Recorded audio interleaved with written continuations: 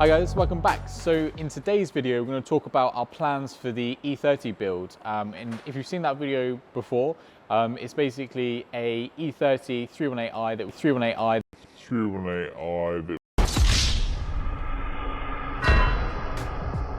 basically a E30 318i that we installed a Holinger gearbox into. So a Holinger sequential paddle shift gearbox, as well as a AT power throttle body kit, amongst some other things.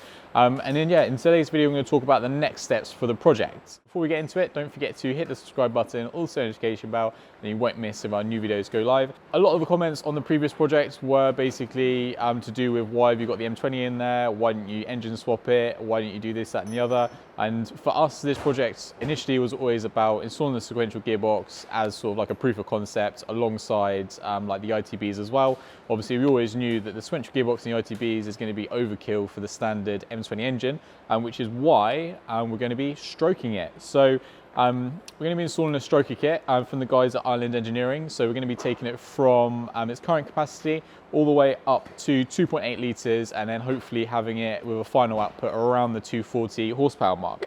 So we're going to be doing that with a 2.8 litre crankshaft, so like an OE BMW crank, some Marley Motorsport pistons, some Island Engineering connecting rods.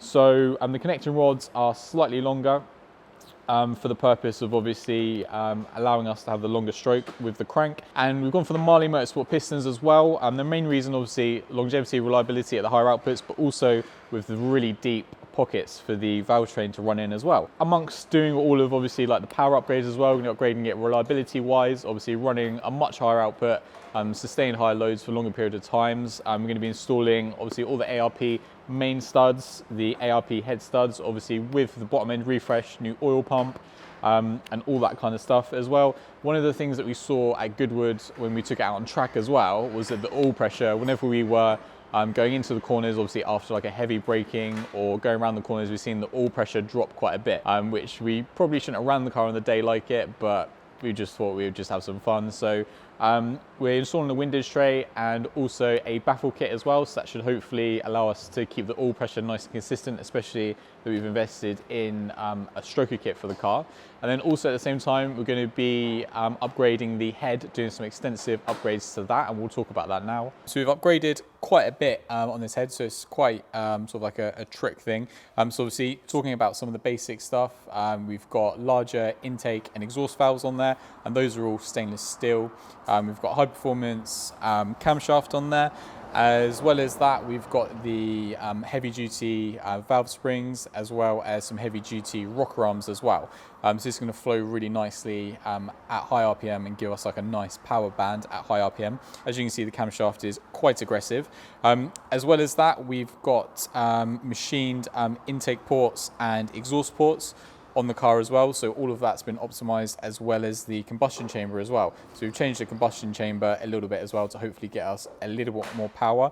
Other than that, it's your conventional sort of like M20 head. So yeah, onto the exhaust manifolds. Okay, so we've optimized flow into and out of the engine, and the only thing that's left standard really is the exhaust manifolds. So we've actually got some BTB exhaust manifolds going on the E30 build. So if you're familiar with obviously like the E30s and things like that, you'll know that these exhaust manifolds are modeled similarly to the Alpina exhaust manifolds. So they work very, very well, nice and tried and tested, and optimized a little bit more over the years by BTB. But the guys at Zerkotech have actually coated them in their performance graphite coating. So that's going to help to keep more of the exhaust heat in the exhaust system, keep the flow and the energy nice and high, so all of the heat doesn't get radiated into the engine bay, so we keep those engine bay temperatures nice and low. I think they report a reduction of up to around 50 degrees Celsius inside the engine bay as possible, so that's going to be a massive improvement, and obviously it look really good as well. And as well, we were speaking to them about another problem we had on the car, was basically that the transmission tunnel generates a lot of heat.